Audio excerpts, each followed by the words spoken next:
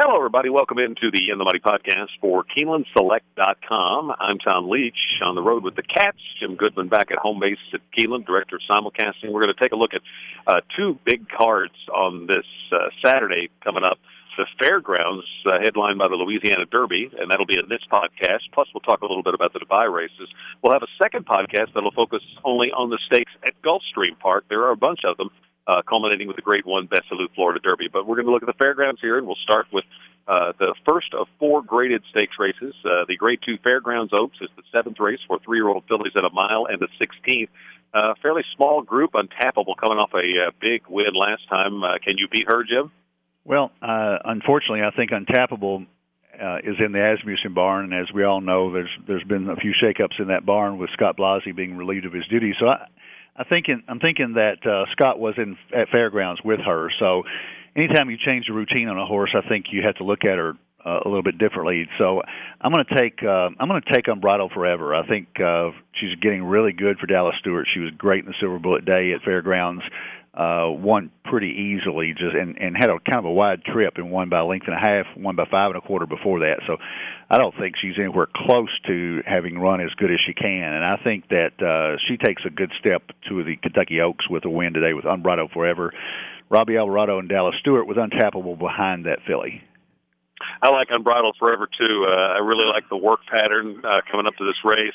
Thought her 3-year-old debut was an impressive first out, and now a chance to really step up and make a statement here. So I look for Unbridled Forever to do that, and then I would use her in exactas with Untappable. And with 50 Shades of Gold, who looked really good last summer at Churchill, I think there's a lot of ability for this horse and getting tested at the distance here. So Unbridled Forever, the pick for me as well. Eighth race is the Grade 2 Mervyn Muniz Memorial Handicap. 4-year-olds up on the turf at a mile and an eighth. Pretty good group here, including Amiris Prince, who I think is also scheduled over at Gulfstream, so I'm not sure which spot he's going to run in. Who did you land on? Yeah, I tried to, when I did the Gulfstream races after the Fairground races, I looked to see if there was anything on Daily Racing Form as to where they were leaning toward with Bill Mott and Amiris Prince. I think wherever he goes, he's got to be considered, and I actually took him in this race.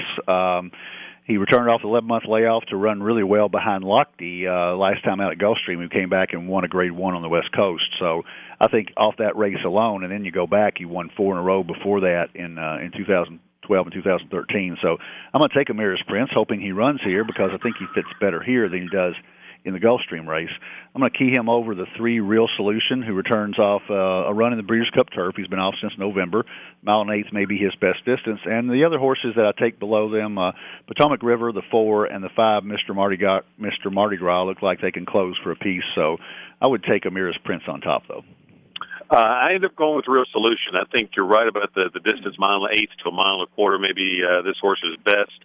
Chad Brown's excellent off the layoff, so that doesn't worry me as much. And Rosie Napravnik rides those Fairgrounds horses so well, and she's taking them out on this one. So I'm going to go Real Solution, use him with Amiris Prince, and also with the 2 Burn the Mortgage, which seems this horse that former claimer that has found, I think, some really good form right now. Could be a little dangerous in this spot, but Real Solution's the pick for me. 10th race is the Grade 2 New Orleans Handicap. 4-year-olds it up at a mile and an eighth on the main track. You got Normandy Invasion, Palace Malice here, a couple of last year's leading 3-year-olds. I ended up going with Normandy Invasion. I was just so impressed by that 4-year-old debut. It's his best figure ever, and it was so easy that I think he could still move forward off that for Chad Brown.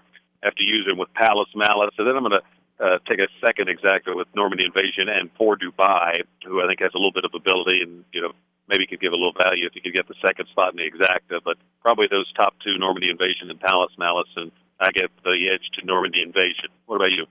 I'm going the other way. I'm going with Palace Malice. I went back and watched those races, and Palace Malice had to work harder, but was very impressive in holding off Golden Ticket in the Gulfstream Park Handicap, and coming off a 5-month layoff, and just looked, I thought, absolutely very impressive. I think when you look at Normandy Invasion's race, from my standpoint, it was almost too easy. He was running against optional $25,000 claimers, and he set what maybe was a track record. They had some timing issues with it, but he ran a 1:33 mile, and that's pretty quick at Gulfstream, obviously. Fairgrounds probably not as quick a track, especially with a little bit maybe of moisture in the ground. But I'm going to take Palace Malice just off the back class. Normandy Invasion is the obvious second choice for me, and then I'm going to throw a horse that I had last time in the Mine Shaft, Bradister. I gave everybody out at 6-1. I think he's stepping up a little bit too much right here to take on Palace Malice and Normandy Invasion, but he might get third. Sunbeam is the other horse that I used simply because 5 out of 7 at Fairgrounds and loves it down on the Bayou. The 11th race is the main event, the Grade 2 Louisiana Derby at 1 mile and an eighth, and I thought a really interesting betting race. Where did you land here? I think it's a great betting race, and I think every time you run the Risen Star and you come back and run in the Louisiana Derby, you look at that race and you try to dissect it and see what happened to a horse that you liked, and it's a perfect example this time of Vickers in Trouble. He drew the 14 hole. Actually, I think with a scratch, he came out of the 13 hole, and I knew that day that no pun intended, but he was in trouble, and he actually ran pretty well and got up within a length of the lead and flattened out. I think here in the 6th hole with Rosie and Provident taking him back, Michael Maker's going to have him ready for a top effort. He needs to get points, obviously, to get in the Derby. The other horses in here, it's going to be a strange exacta if it runs Vickers in Trouble and in Trouble. I can imagine the track announcer having a little problem there. But I like In Trouble because if you look at that race in the Gotham, those 3 horses that finished 1, 2, 3, Samrot, Uncle Si, and In Trouble, they were ding-donging it down right to the wire, and none of them quit.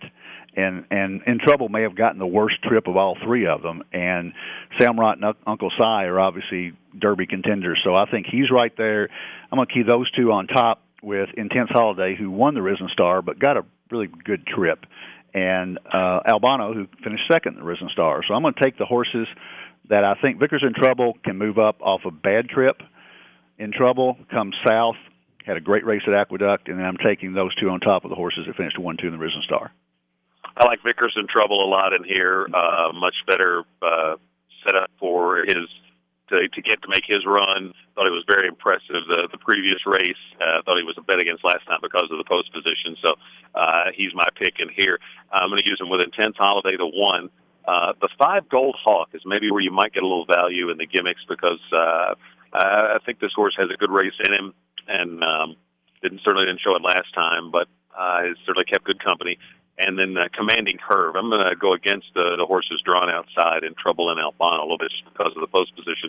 So Vickers in Trouble for me, and then I'll use him with the 1, the 5, and the 7, King Vickers in Trouble in the exactas. And also I want to mention the Dubai World Cup races because that's an exciting part of this big weekend of racing, and it's an early post time. Folks want to come out and hit the simulcasting at Keeneland or get up early and get those Keeneland select counts going. Yeah, the first post for Dubai is 9:10 a.m., and then the World Cup, I think, goes off around 2 o'clock. But there are some great races in between. I think World Cup's 2:05. I mean, I'm sitting here looking at the 6th race while we're talking, and it's the Dubai Golden Shaheen, and it's a $2 million race. Not too shabby.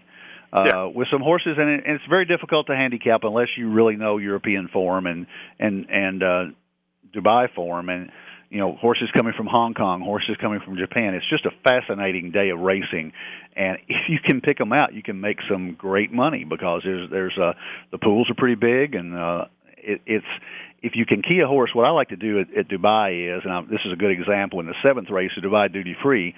If you like the Fugue, for example, and I do like the Fugue off that Breeders' Cup Turf race last year, running a half length behind Magician, you can key him and take 5 or 6 horses before and after, and you can pick up some nice change in the pick 3. So that's how I would try to handicap the Dubai card. It's very difficult to look at it within the races, but if you look at the Fugue and you look at the Magician running in the Dubai Shima Classic right after that, if you like those 2 horses, maybe that gives you a key as to who's going to win the World Cup, which is the third leg of that pick 3. So anyway, it's a beautiful day of racing at Dubai, and it's a unique situation. You come to the track or go to Keeneland Select at 9:10 a.m. You got racing all day long. You got actually the richest day in racing with Dubai, and then you got the Louisiana Derby and the great card down Gulfstream. And I think on this day you look for some expertise from somebody who is there and knows the setup. Pat Cummings with Trackus does a great job of covering this day, and you can get some great insight from him. I know I did last year in playing these races, so you can Google Pat Cummings and Dubai race night and find some good insight there. He was touting a horse earlier this week just off workouts that looked really good in the Shima Classic, Denim and Ruby. I think that's 8-1 that you might give a look to. In the Dubai World Cup, I like Michael de Kock, the South African trainer on these big days.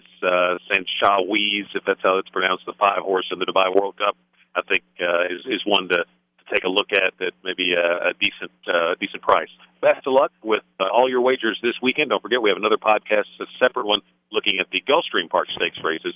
Enjoy a great weekend of racing, and keep your Keeneland Select account fully funded.